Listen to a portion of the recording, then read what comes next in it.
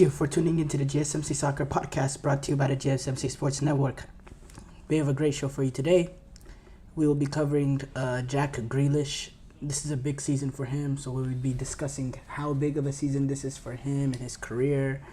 We'll talk about Ancelotti's comments on Mbappe needing to adapt to fit at Real Madrid. Interesting comments over there. We'll discuss some of the top transfer rumors in the world of soccer. We'll discuss Graham Souness' comments on Bruno Fernandes. And make sure you stick around for the end of the show while I'll be giving you my reactions to some of the top soccer headlines. Before we start off, I'd like to ask y'all to like and follow the show. Also, we get a number of questions that come in during the show. So to ensure that your questions get read on the air, I ask that you use the tips and donations link at gsmcpodcast.net with your questions. This puts your questions at the top of the list so that I can see it.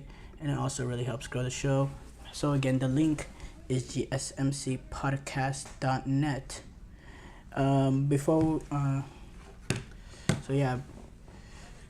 So before we start here real quick, just give me 1 second.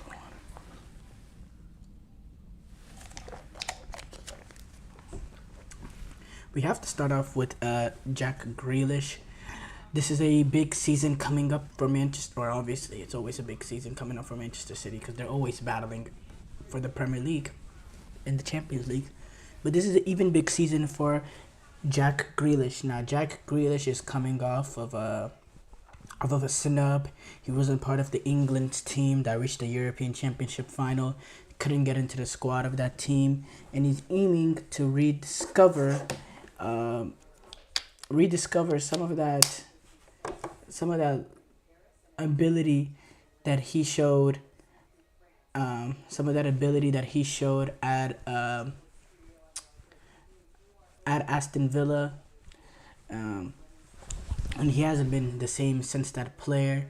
He struggled with injuries last season, near the end of the season, and there was just a huge dip of form, and it was a wake up call for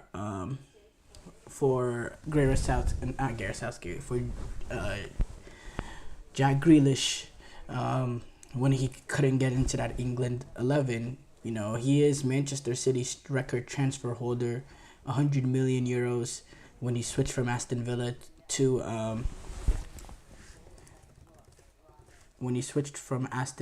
or 100 million pounds when he switched from Villa to Manchester City. And throughout those 3 seasons, he's only had 11 goals since he's been at Manchester City, which obviously was not good enough. It's not been good enough. He's never had a consistent set of games where he started for them. And he's never been the guy for Manchester City. And when you're spending that much money, he spent his first season out of Manchester City, he spent it mostly on the bench, sitting the bench and, still trying to break into the team that first season. And when you're $100 million player, and that's the thing with Manchester City, that they're able to spend those lofty amounts of players on those sort of players, and they don't have to pan out right away because of the sheer talent and money that this team has. They can get a guy like Jack Grealish and spend all the the 100 million that they did on him and not play him. When other teams, when they spent that much money on a player, they have to play him. He has to pan out. He has to pan out for the team. There's no other options. They don't have the money to go replace him. They can't afford to just call it quits on him, and to keep him on a bench for a season. They just can't do that. They'll suffer tremendously. Manchester City, they're able to do that. So it's clear, at Aston Villa, he was a free-flowing type of player. He would go as deep as get the ball off the back line and engineer the attack. He was really flary. He had so much flair, so much ability. At Aston Villa, he'd be impossible to manage in tight spaces. He'd win so many free kicks in very dangerous scenarios to put in a ball in or to even take a shot at goal. And he had that ability too to take advantage whenever he create his own opportunity by drawing a foul right outside the box. He also had the ability to, or he still does, but not he doesn't show it. He had the ability to take the set piece on his own. That's the kind of quality that we saw in Jack Grealish. He was really an absolutely brilliant player, such class, such quality at Aston Villa. But he did hang on to the ball a long time, and which was necessary for Aston Villa because he was their main guy. A lot of their attacks went through him, and him holding onto the ball was no problem because he was the only one that could, create something for himself and for others. He had that ability at Aston Villa as being like the main guy. And since he's got to Manchester City, it just seemed like Pep Guardiola has tried to program him into a player that he's just not capable of being. He's not comfortable playing in. And the problem is, you have this sort of free-flowing game. The game that he has is so free-flowing. It's confidence-driven. It's form-driven. You go in to Manchester City and your manager's trying to completely program you into playing a completely different sort of way. And then you start second-guessing. You get on the pitch and you start second-guessing things. Oh, should I dribble past him or should I just make the easy pass and move? Should I do this? Should I do that? You get in your head too much. And you can see whenever Jack Grealish is on the pitch, he just seems like a player that's in his head too much. He doesn't take over the games like he could. Even the few times where he says, okay, I'm just going to take him on, he still shows that he has quality. We just don't see enough of it. And really it's a shame because Doku, he's came in and he's kind of a direct sort of style of play, different sort of style of player as Grealish, but he's someone that loves to take on a defender one-on-one, and he's not necessarily a guy that'll get the ball and quickly move it. He's not one of those sort of tiki-taka players. He's a direct sort of player that's willing to take on guys and create space and all that, and he's done that, and in my opinion, he was really good at Manchester City this season, and I think he's only going to get better. So, yeah, it's just not confusing, but it's disappointing what Jack Grealish has done. 11 goals in 3 seasons is unbelievably bad for that amount of money. There's no two ways about it. That's an unbelievable stat. I couldn't even believe it when I was doing my research pre-show. 11 goals in 74 appearances. And he wasn't really necessarily a goal scorer in general. He's like a hybrid winger, attacking midfielder with a lot of flair and creativity. But still, even at Aston Villa, he had 29 goals and 185 appearances. But when you get to that next level at Manchester City, you're expecting your goal tally to go up because they can key in on Jack Grealish the same way they were able to key in on Jack Grealish when he was at Aston Villa, when they didn't have to worry about world-class Haaland on going through the middle and world-class Riyad Mahrez on the other side, or Riyad Mahrez or Jeremy Doku or whatever. You didn't have to worry about a world-class winger on the other side, all these world-class players, so they could key in on Aston Villa and really man mark him and really key in on him. So it's understandable maybe why his 29 goals and 185 appearances there. But you go to a club like Manchester City, you're expecting your goal tally to potentially even go up in that situation because there's not going to be players keying in on you. You're not going to get man marked the same way you were getting man marked at Aston Villa.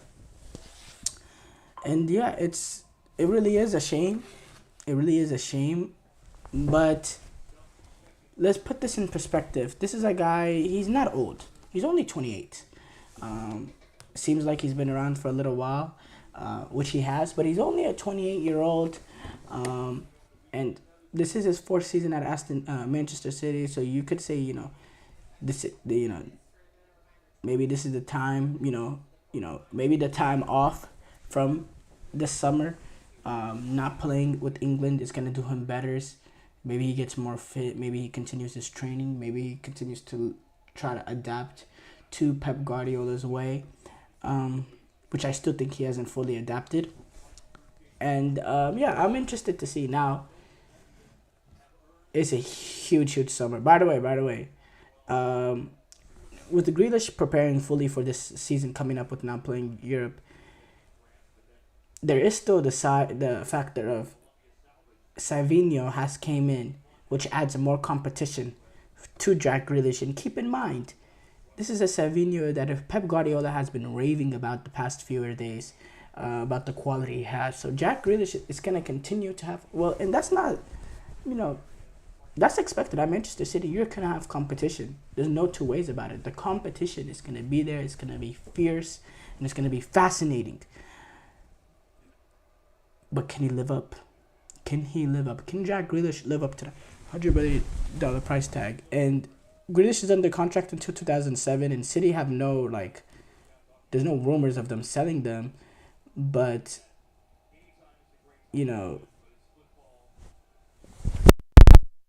future of Jack Grealish and Manchester City, from Grealish side and City side, if he doesn't come out and have an amazing season this season, the huge pressure is on, because this is sort of the make or break. You can have your couple of struggles here and there, but now you have your full summer to prepare. This is your fourth season in. There's no excuses. You've had more than enough time to adapt to what Guardiola wants you to do. There's really it's really getting to the point now. You have to put up or shut up. You have to. The performances have to be in there. You have to play amazing, and you have to prove that you're worth that price tag. And you don't want to fall out too much out of favor with England. Now, I know it makes it a little bit different with this new manager coming in, but missing the European Championship on top of that, it makes it even more, increases the pressure entering this season even more. Because you don't want to get to the point that people forgetting who Jack Grealish is. It's going to get to the point that, whenever people are talking about England call-ups, they're not even going to acknowledge Jack Grealish's name. You don't want to. Jack Grealish does not want to put himself in that position. The improvement needs to come, and it needs to come fast. Short break here coming up. When we come back, we'll discuss Ancelotti's comments on Mbappe needing to fit at Real Madrid.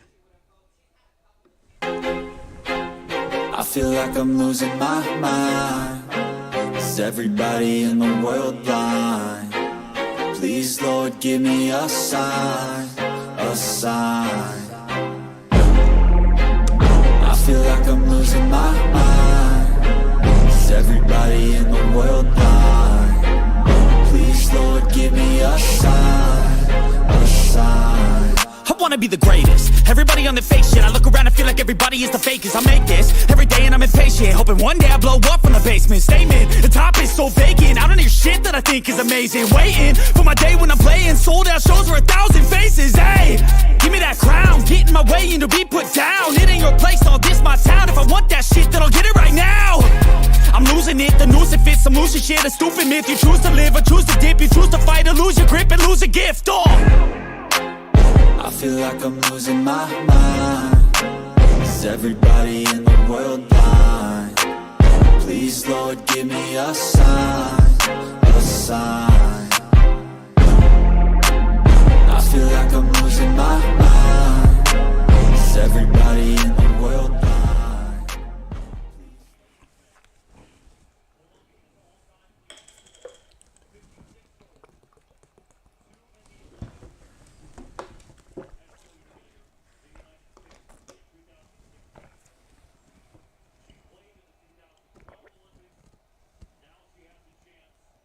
Before the break, we discussed Ancelotti's comments on Mbappe adapting to fit at Real Madrid. We move on to discuss Ancelotti's comments on Mbappe. Before the break, we talked about how big of a season will this be for Jack Grealish. We move on to discuss Ancelotti's comments on Mbappe adapting to fit at Real Madrid. Let's pull up those comments real quick from Carlo Ancelotti.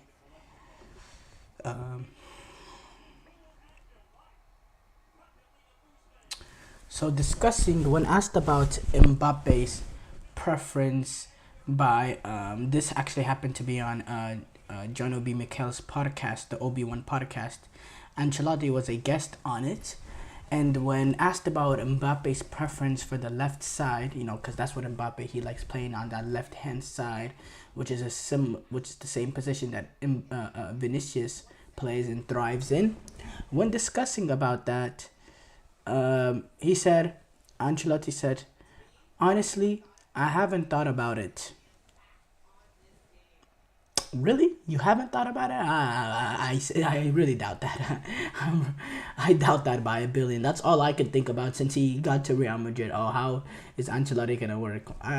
Maybe Ancelotti's like this wizard, like, I'll figure it out. Let's get those three guys on together. You can't mess this up, but I don't know. But, okay, let's continue on with that quote, though. Honestly, I haven't thought about it.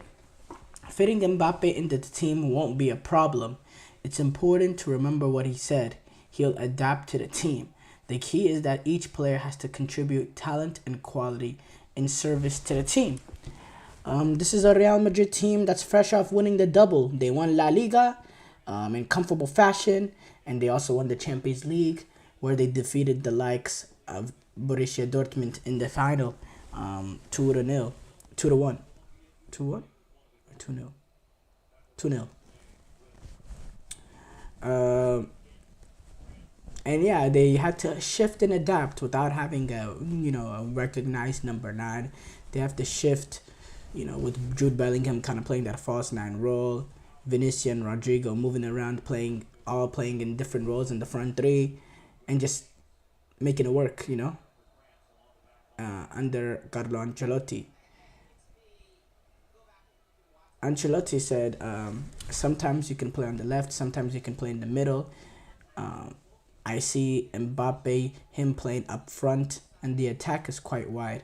The pitch is 68 meters wide, and we have to cover those 68 meters with the players in the front. It could be Vinicius, because if I ask you, where did Vinicius play last season, it's difficult to say. He didn't play like a winger. The important key to an attacking play is the mobility of the players. Yeah, look, I definitely see something fluid with these three players in Mbappe, Vinicius, Rodrigo, because I think they're all players that are gifted with both of their feet. They're all players that can play different positions in the front three, that can be effective from different positions in the front three, and they're all completely high class, high quality players that have real ability to make to make something out of nothing happen. All three of them. And they're all clinical too in that same sense as well. So yeah, I understand what Ancelotti is trying to say here, but at the same time, Mbappe has had a reluctance to play through the middle. That's just obvious. That's just factual. Mbappe has had a huge reluctance to play through the middle. And for me, for it to be successful at Real Madrid, especially in this first season or two, he has to play through the middle. He has to play through the middle. Yes, you can make it fluid and, guys can shift around, but his main role has to play through the middle because you have Vinicius, whose main position is on the left, Rodrigo, who's adapted to playing on the right wing. Yes, Mbappe can, Rodrigo can play through the middle, but then you're not going to stick Mbappe on the right-hand side. And the thing with football is, we've just grown accustomed to, okay, there has to be, if you're playing a front three, there has to be a left winger, there has to be a right winger, there has to be one through the middle. When in generally, you don't have to do that. You don't have to do that. There was certain times that I saw Vinicius and Rodrigo both on the left-hand side overlapping each other, and there was nobody on the other side, other wing.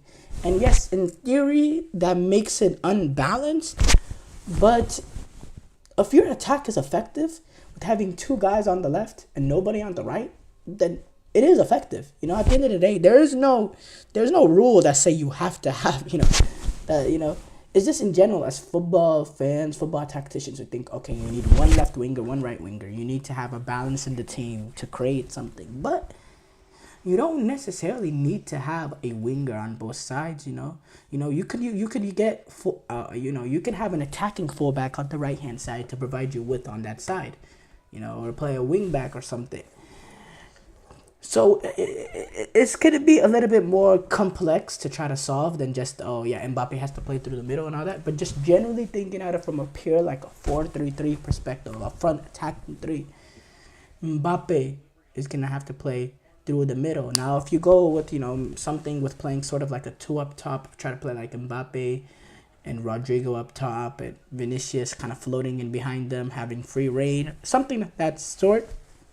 Still, Mbappe is going to be the one going most. He's going to have to, adapt to a role playing mostly through the middle, which he doesn't love. He does not love. I think it was part of one of his things whenever he re-signed at PSG. I don't want to play through the middle. That's how much he dislikes it. He prefers playing on that left-hand wing where he could use his pace to be vertical.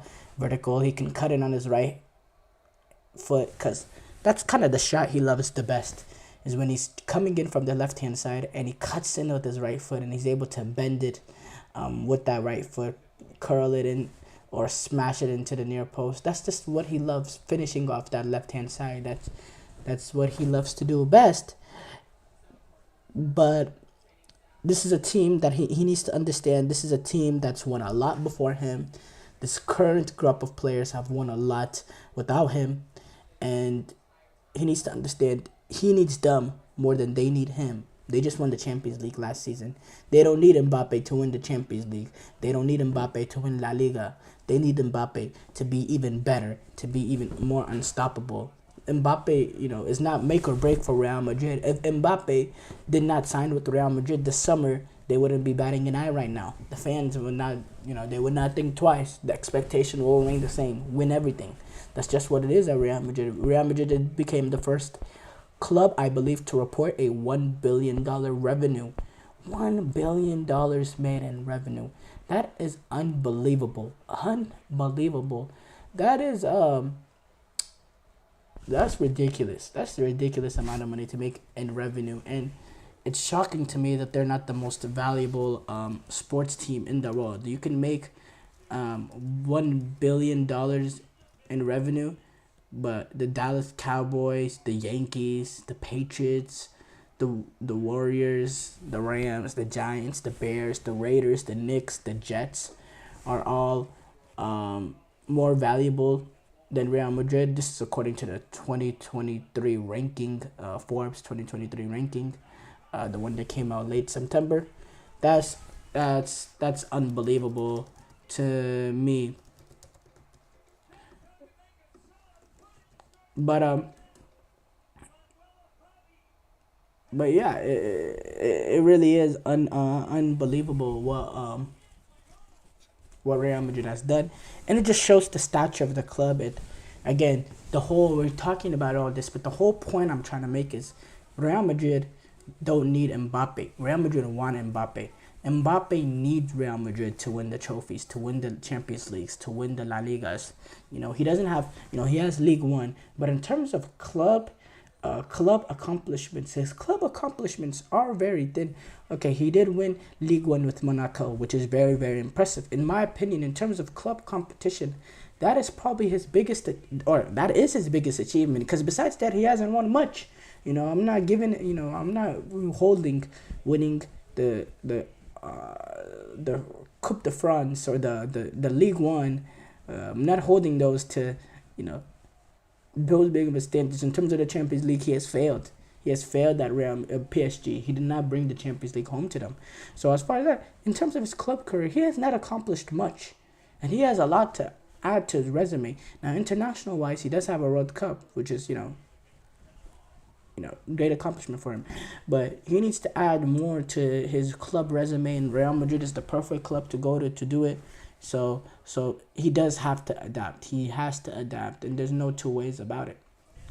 Short break here coming up. When we come back, we'll discuss some of the top current transfer rumors in the world of soccer. Looking for your daily fix of sports talk without having to pay for it? GSMC Sports Network is available on YouTube. Just search GSMC Sports Network. Get your fix of daily sports talk shows on YouTube, absolutely free. NFL, college football, NBA, MLB, MMA, UFC, fantasy football, and so much more. GSMC Sports Network has shows running all day long, with new sports shows starting every 2 hours. Just like on your favorite cable sports channel, except GSMC Sports Network is absolutely free. Just search GSMC Sports Network on YouTube to catch one of your new favorite shows, like the GSMC College Football Podcast, Chip Shot Football Podcast, Hoops and Heels Women's Sports Podcast, GSMC Basketball Podcast, and so many more. Check it out for yourself. GSMC Sports Network, now available on YouTube absolutely free. Search GSMC Sports Network on YouTube right now.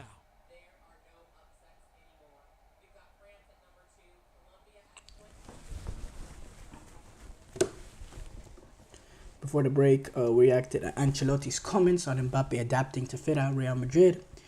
We move on to discuss some of the top transfer rumors going on in the world of football.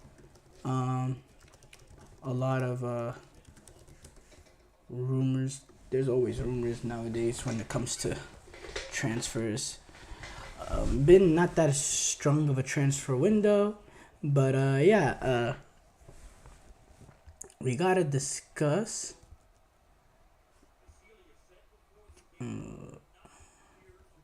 Hold on.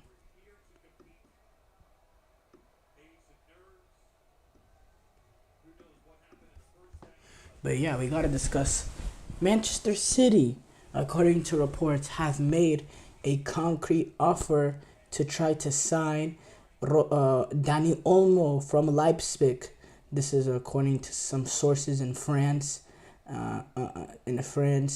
Manchester City are interested in him, who's also been on the radar of Barcelona.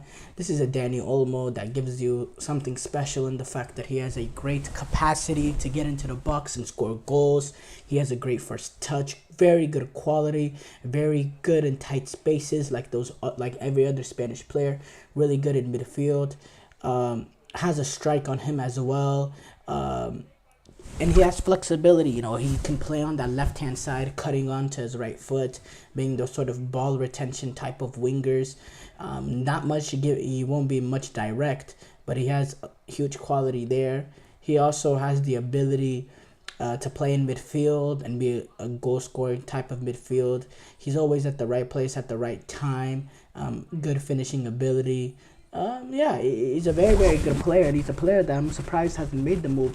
I've followed him a lot since the 2021 Euros, and it's a guy that has real quality, and should be playing at a bigger club than RB Leipzig. Has the quality to be playing at a top club in the world, and I'm surprised the likes of a Barcelona and Real Madrid have not picked him up sooner. But now he's still available, and I'm interested to see where he goes. I think he'll fit very, very well at Manchester City. In terms of Barcelona, I don't see that fit, because I think Barcelona, when you're looking at the midfield, you want to get a holding midfielder there. I don't see how him and Pedri are going to fit. You remember, Dani Olmo came into the Spanish side when Pedri ended up getting hurt. And Dani Olmo, he gives you goals, and he has more of an aggressive way of going about it than Pedri, in the fact that he's willing to get into the box and have a strike at a goal, and he's not just trying to move the ball, he's also trying to score on himself. While Pedri, he's overall just a more gifted passer, and a gifted passer than Dani Olmo, and better quality in terms of that aspect. But I think Pedri gives you more goals and gives you a little bit of that needed element. And when you're a team that lacks goals from up top, the way Spain did, you rely heavily on guys getting goals from midfield, and that's what he was pivotal for that. I really think he was an upgrade over Pedri in terms of what Spain needed. I think he was an upgrade over what Pedri gave them earlier into the team, because Spain needed goals. You're not gonna get goals with Dani Olmo. And Pedri is not that kind of player in terms of, has the capacity to pick up pockets of spaces in between the center backs and the full backs and really make a team, put defense in awkward sort of positions. Pedri's a guy that'll receive the ball in midfield, and he'll make a quality pass that'll open up things, and he'll retain the ball and, and he'll be a part of a midfield that can dominate a game because they won't lose the ball at all. But Dani Olmo gives you a little bit of that an added element, that unique element that I think will do wonders for Manchester City, and not as much as Barcelona, because Barcelona really need a Rodri.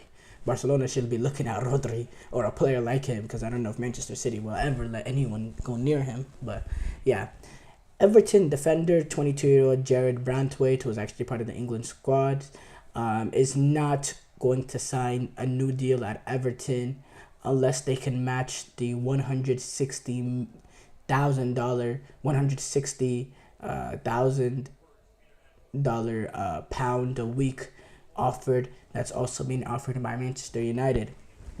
So interesting talk there.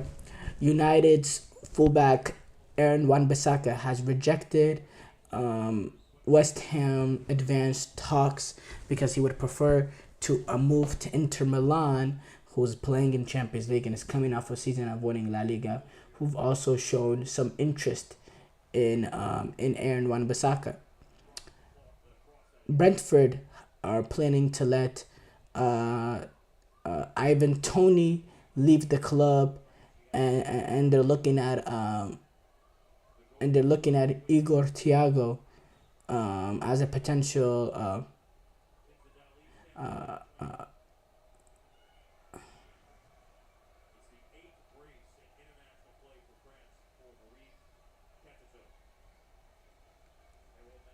So according to this, Brentford plan to let even Toney leave the club could be on hold because of their Igor Thiago, their other option up top, suffered an injury in preseason, which makes it difficult in that aspect.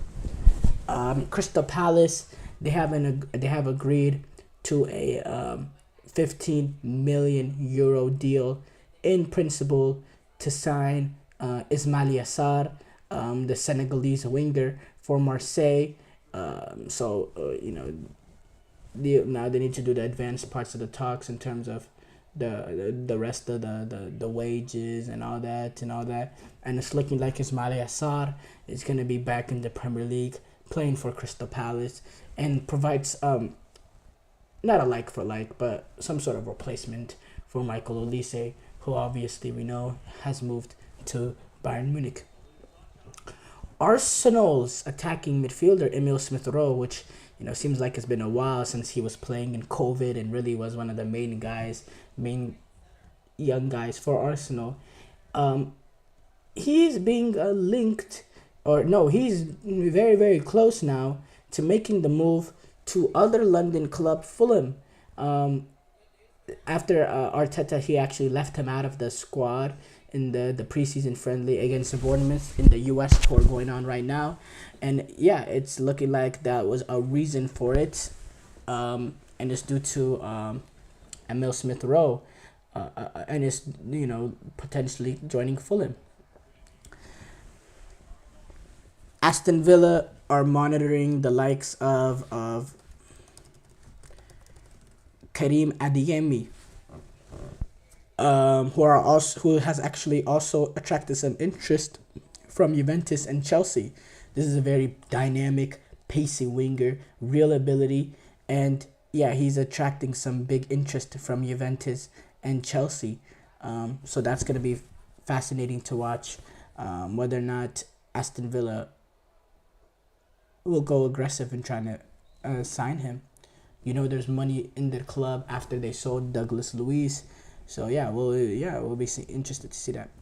Napoli winger Jasper Lindstrom has completed his medical at Everton.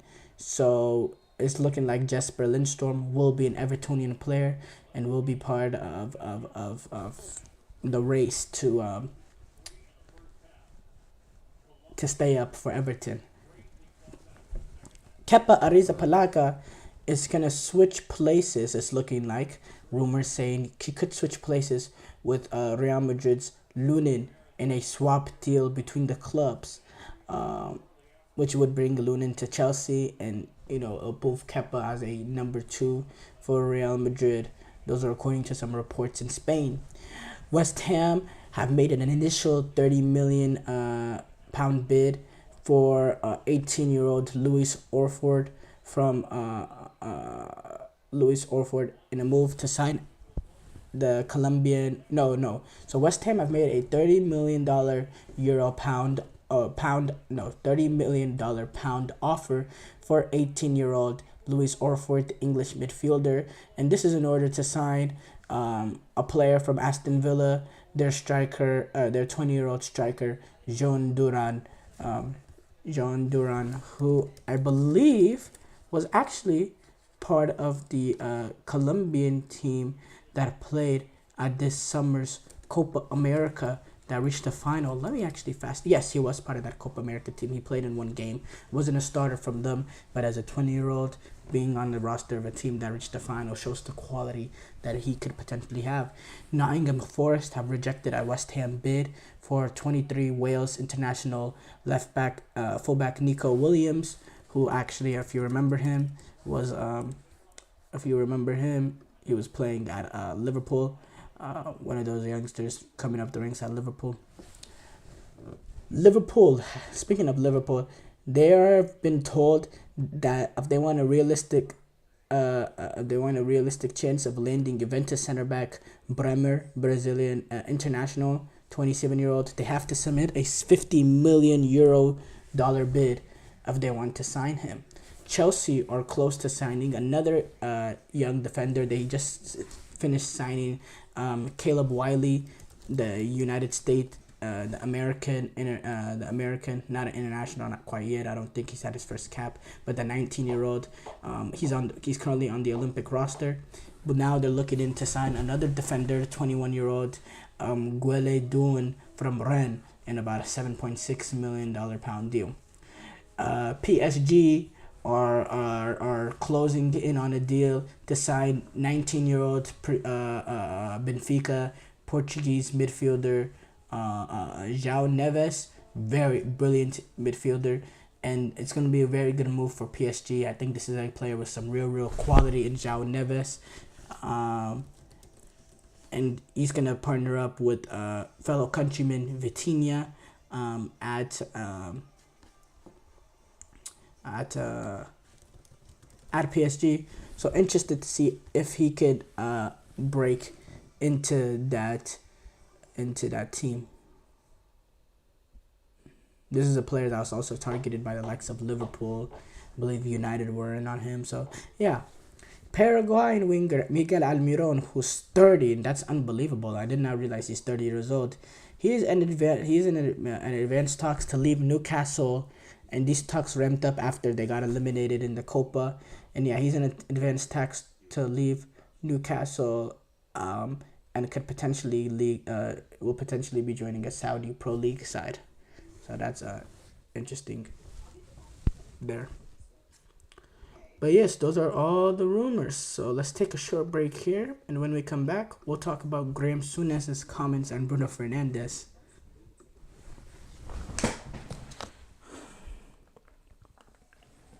For the best and latest podcasts available anywhere, go to the podcast app on your cell phone and type in GSMC to access free content-rich podcasts on health and wellness, book reviews, sports, entertainment, relationships, social media, movies, technology, finance, and even weird news. Subscribe and download the GSMC Podcast Network's family of shows, available everywhere podcasts are found.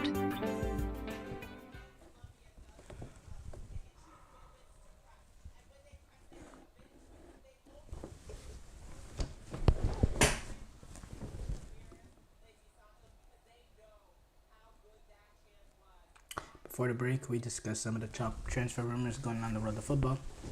We move on to react to Graham Souness, who always happens to have something interesting to say. Graham Souness, never afraid to be 100% in his opinion, which we praise him for.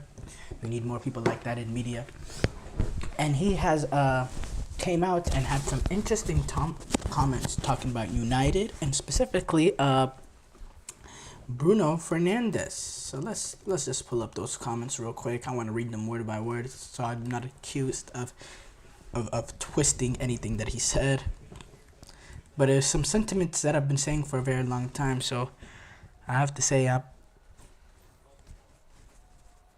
it don't surprise me what he said. And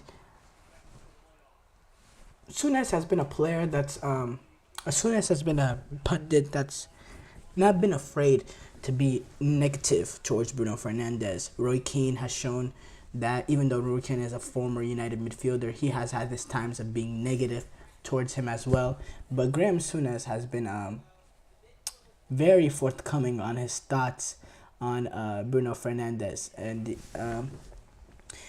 basically, let's go to quote exactly actually. So this was on the William Hill podcast, Dream Up Front, and he talked about his concerns about Bruno Fernandes, specifically talking about, he's talking about his concern in general, but specifically discussing, when United, you remember in the 22-23 campaign where they lost to Liverpool, and he talked about Fernandez's lack of leadership and the determination he had when adversity hit, and believe that Bruno Fernandes gives up too easily, and he's not what a captain should be. This is what his quote was exactly. When you look at leaders in the modern game, one example is at Manchester United, which is one of the biggest institutions in world football. The club captain is Bruno Fernandes.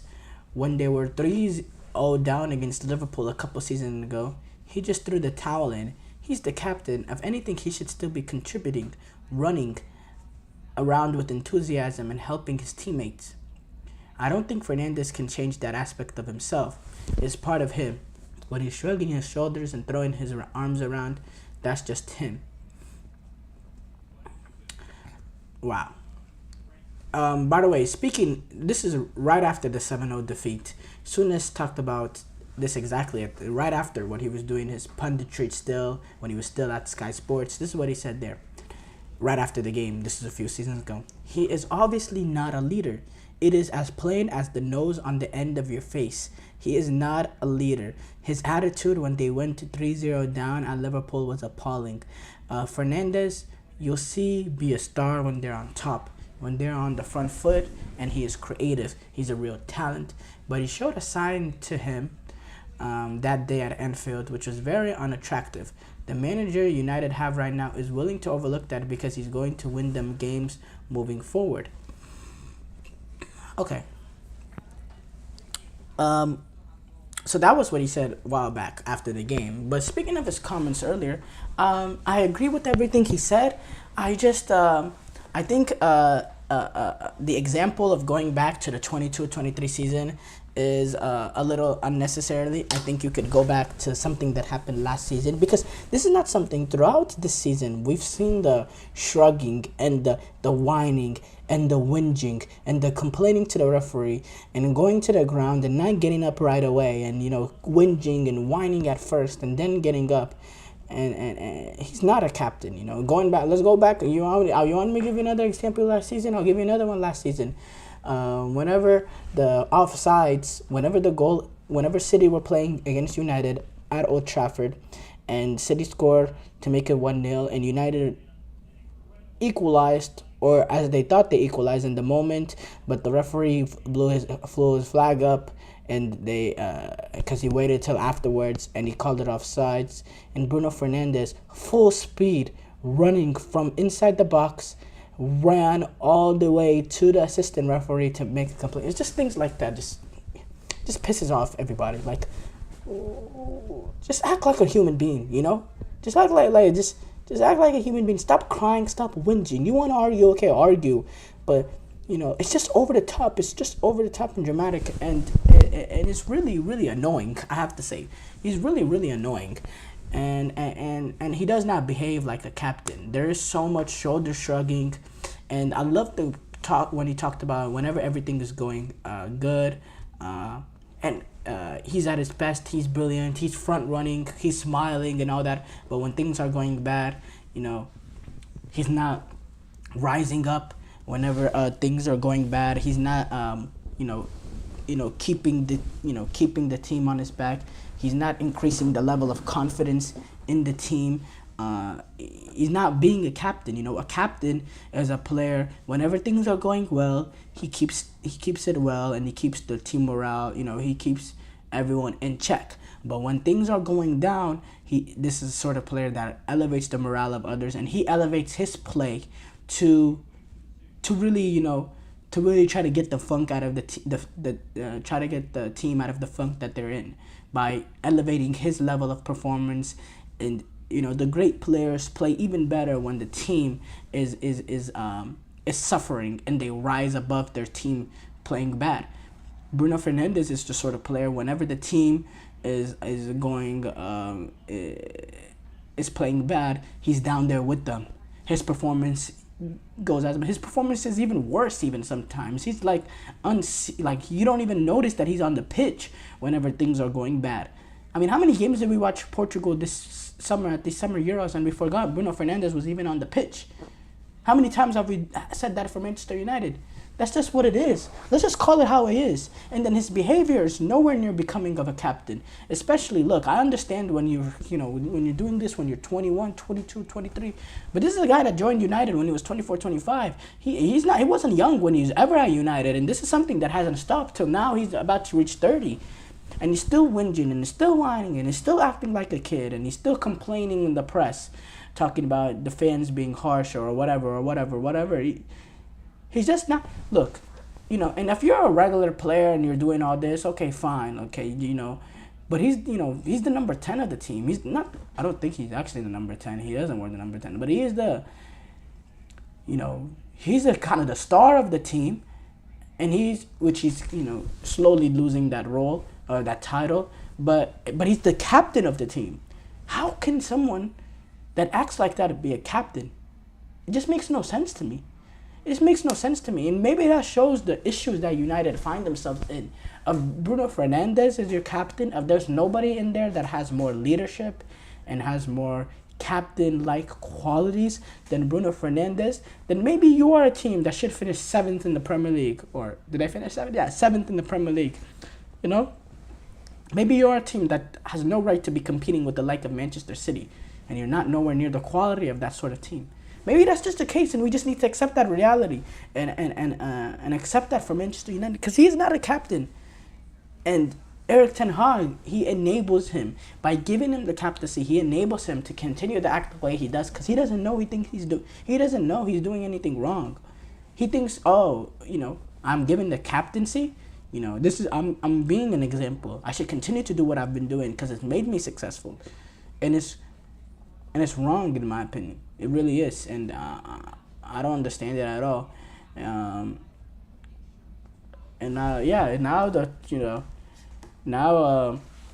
As this Premier League season approaches, and Souness's comments has relit the fire of the debate about the leadership going out of Manchester United. It's interesting to see what happens next. Fernandes, he remains an important player for Manchester United, but his ability to be able to lead Manchester United during those crunch elevated moments will be under serious scrutiny as the season goes on. Short break here coming up. When we come back,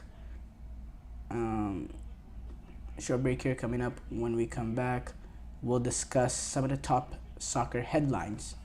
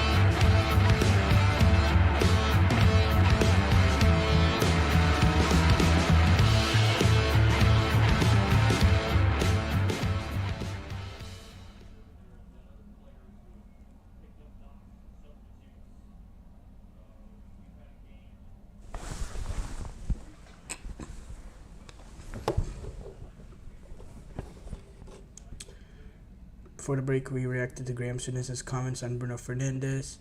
We move on to react to some of the top soccer headlines going on in the soccer world. We have to discuss, first of all, the Canadian women's national team has axed their women's soccer head coach, Bev Priestman, who was actually the manager of the Canadian women's national team that won the gold medal game at the last Olympic Games. And she has been removed from the country's Olympic soccer team over the scandal which involved the use of drones that spied on the New Zealand women's national team ahead of their matchup today, in which Canada actually was able to come from behind and win. They were able to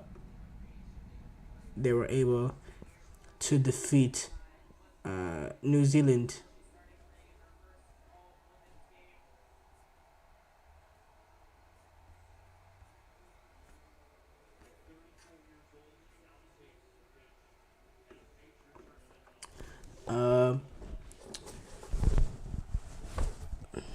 Hold on.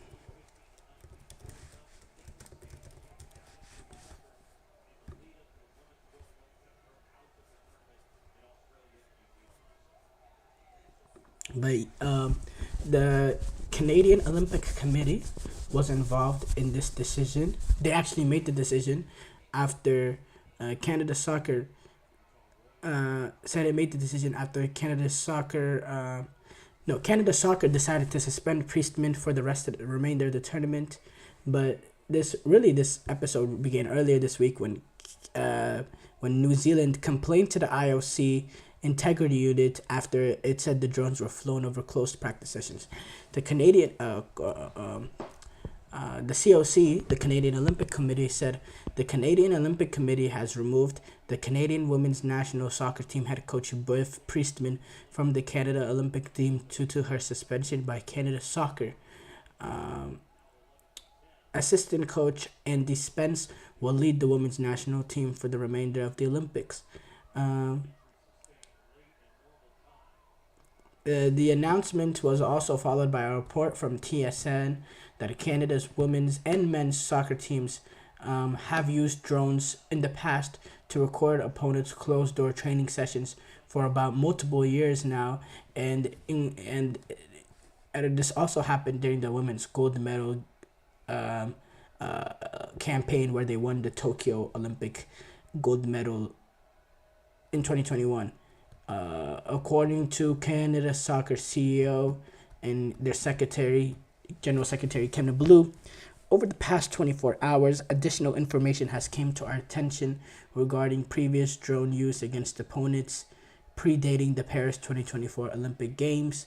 In light of these new revelations, Canada Soccer have made the decision to suspend women's national soccer team head coach Bev Priestman and the remainder of the Paris 2024 Olympic Games, and until the completion of our recently announced independent external review. During the initial fallout of what happened, the drone usage and the complaint, Jasmine Mander and Canadian soccer analyst Joseph Lombardi were the ones originally sent home, and Bev Priestman voluntarily stepped away from the team to show accountability during that opening game against New Zealand. And there was actually and she was very adamant during training that she had no knowledge of the drone use. And it was also announced by, I believe it was the COC or the Canada Soccer. One of those two said Bev Priestman had no involvement with the drone. But since then, I guess there was more information that came to light regarding their previous usage, and it led to Canada Soccer permanently suspending her for the rest of the tournament. And this is something that could have huge implications down the line for Canada Soccer, because if this is something that they've done for multiple years now, boy, look out. And according to these reports, it said the men too, which could count at them, maybe at the World Cup, maybe something involved, or this summer's Copa America. So yeah, we don't know, honestly. That's gonna be so fun, so interesting to see.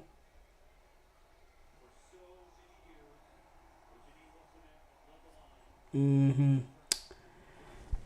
Speaking about Enzo Fernandez situation, Reece James said this could be an issue when he was on doing an interview. Uh, Speaking of the situation, he said, of course, there's always the factor where it doesn't sit right with the people when there could be a problem. But until the day comes where everyone's together in a room together, I don't know. But I hope things can be resolved smoothly and we can move forward with the season. It's a really difficult situation. There's no room for racism or discrimination in football. I think he quickly put his hand up and acknowledged he'd done wrong and apologized to his teammates and the club for the rest of the people that were offended. I think that was probably the best he could have done in the situation. I spoke to him a bit, but it was hard because we were on different time zones.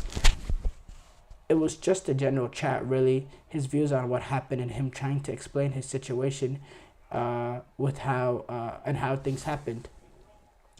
And yeah, it's interesting because Enzo Maresca came out just a few days ago saying it's not going to have no effect at all, and he didn't mean to cause any harm, like sort of defending Enzo Fernandez. But it's clear that it could be a problem. There's no two ways about it. Obviously, it could be a problem, and yeah. Let's move on to more news going on in the soccer world. Oh, the U.S. women's national team was open up their Copa America campaign, their first major international tournament, with Emma Hayes at the wheel, coaching this team by defeating the U.S. WNT defeated Zambia 3-0. 3 goals in the first half. 3 goals in the first 25 minutes. I believe 2 came within the span of a minute. They were able to start off their campaign by defeating Zambia. Now they move on to take on Germany, and I believe on Sunday. That'll be a big game. Germany are coming off of a 3-0 win over Australia. An Australia team that did great at this past World Cup. They actually reached the semifinal of the World Cup. Yes, them being home did a major factor, but it showed the quality that they have, and they were able to reach the semifinal. So this is a Canada team that, this is a Germany team that was able to trounce them 3-0. So it's a team with real quality, and it'll be a great test for the U.S. And honestly, it's probably a game that the U.S. go in as. Look, the U.S. are favorites to win the Olympics, but let's be fair. That's just past glory. This is the U.S. WNT that had a horrible World Cup, and that was inches away from getting grouped in the group stages. That I forgot what was the name, but a Portuguese player had a chance going 1-on-1 at a listener, and she just couldn't get it to go hit the post. And if it's 2 inches to the left, the U.S. would have got grouped. So this is a U.S. team that's in transition. I was looking at the starting lineup today, and it was a lot of players that I didn't recognize. Besides Rose Lavelle, Crystal Dunn, and Lindsey Horan. This is a new team, and it'll be great to see what we can see from this team in that Germany game, because that's a real test for them going up against a high quality opponent.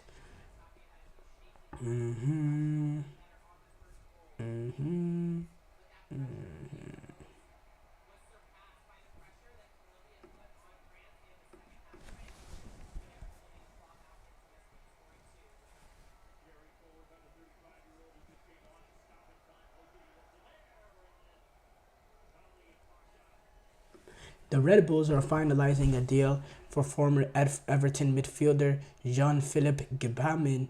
The Ivory Coast international is going to become a free agent after the Everton spell did not work.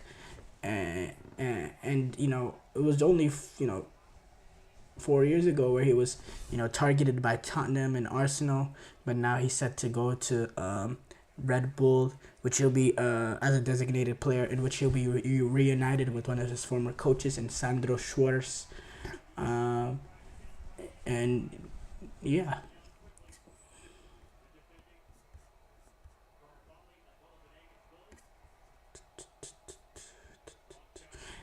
Madueke, he said everything is going to be fine when Enzo Fernandez returns. So obviously, different perspectives from different players, just depending on, But Wigan are set to sign Manchester United striker Joe Hugel on a season-long loan deal. Burton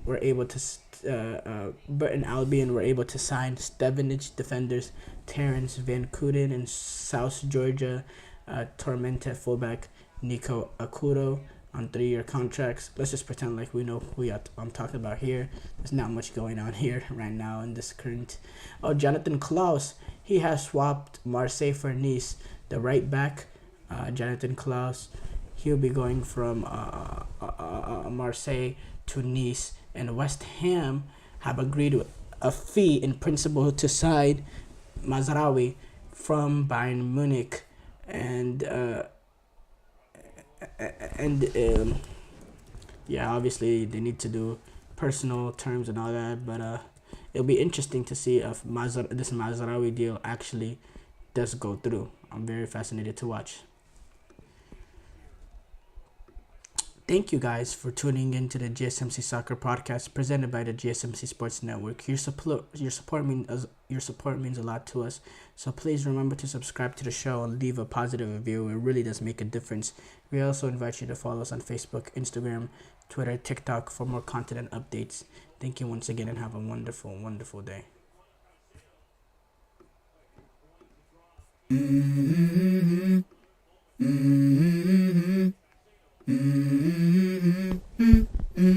Let's go. I wake up to a little bit of drool on my pillow.